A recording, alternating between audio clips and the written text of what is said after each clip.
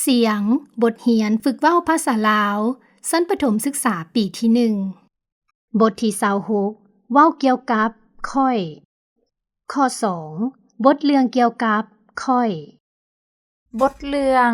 แขกของโรงเรียน มื้อหนึ่งมีแขกมาเยี่ยมยามโรงเรียนของนางแก้ว แขกผู้นั้นเข้ามาในห้องเรียนลาวถามนักเรียนว่า พวกหลานเว้าภาษาลาวได้บ่ นักเรียนทุกคนตอบว่า ได้พวกหลานเว้าได้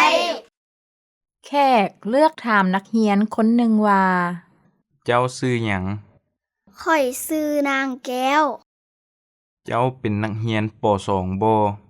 บ่ข่อยแม่นนักเรียนป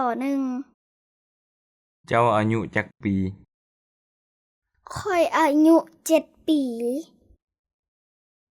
เจ้าอยู่บ้านใด ข่อยอยู่บ้านดอนนา แขกดีใจหลาย โอ้เฮามาลองตอบคำถามเบิ่งเนาะ เจ้ามักกินหยัง ข่อยมักแกงปลา เจ้ามักเฮ็ดหยัง ข่อยมักขี่ม้า โอ้ เจ้ามีม้าบ่ แม่นแล้วข่อยมีม้าน้อยสีขาวตัวหนึ่ง